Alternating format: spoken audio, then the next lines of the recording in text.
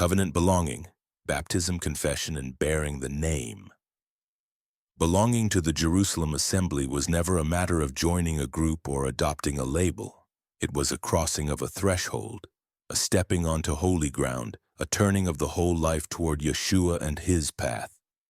When men and women asked the apostles what they must do, the answer came with the weight of covenant. Repent, be immersed in the name of Yeshua HaMashiach, and receive the gift of the Ruach HaKodesh.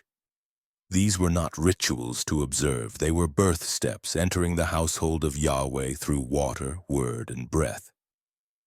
Immersion meant going under the water fully, disappearing beneath its surface as if buried and rising again as one who now walked with Yeshua.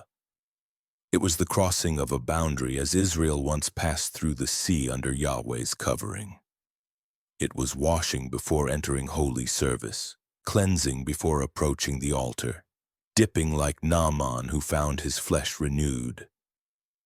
In the waters of immersion, a man laid down his old path and rose into the way of the king. But immersion alone did not mark belonging. The mouth had to declare what the water signified. The disciples confessed Yeshua as master and as king, aligning their tongues with the truth their hearts embraced. When they spoke his name with allegiance, they stepped away from every former master, sin, idols, rulers of the land, the desires of the flesh, and bowed to the one, Yahweh, raised from the dead. Confession was the voice of covenant.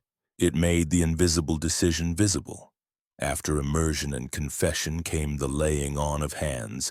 Elders or apostles placed hands upon shoulders and heads, as Moses laid hands on Joshua, as patriarchs blessed their sons, as priests consecrated servants for temple work. This touch was weighty, a sign of belonging, a call to walk faithfully, a prayer for Yahweh's breath to fill the new believer.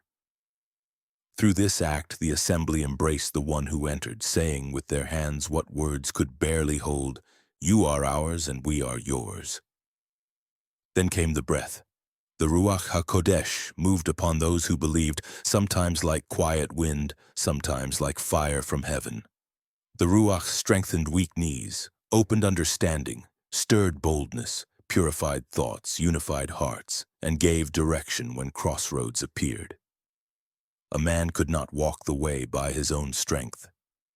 He walked because breath entered his lungs and courage settled in his bones. Receiving the Ruach was not a distant hope, but a living experience.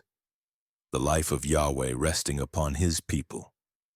Belonging did not end at the water's edge or with the laying on of hands. It became visible in daily steps, gathering for prayer, breaking bread in homes, listening to the apostles' teaching, caring for widows, giving to the poor, maintaining purity, showing mercy, and strengthening brothers and sisters. Belonging was life shared at tables, burdens carried on common shoulders, joys multiplied through fellowship, and sorrows eased through counsel and prayer. Those who entered the covenant household bore the name of Yeshua.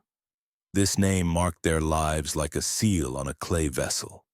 It shaped their decisions, governed their speech, guided their work, and disciplined their hands. To bear the name meant living as a citizen of the kingdom of heaven while walking on earth. It meant carrying the honor of Yeshua in the markets, in the courts, in homes, in fields, in prisons, and before rulers.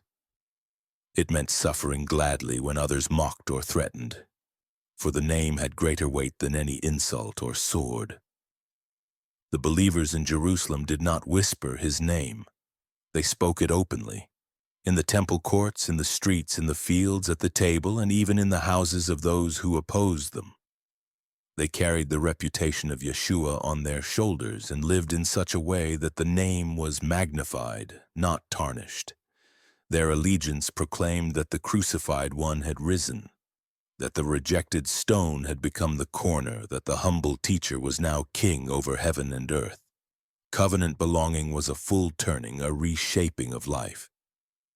It was entering a household formed not by blood of flesh, but by the blood of the Lamb.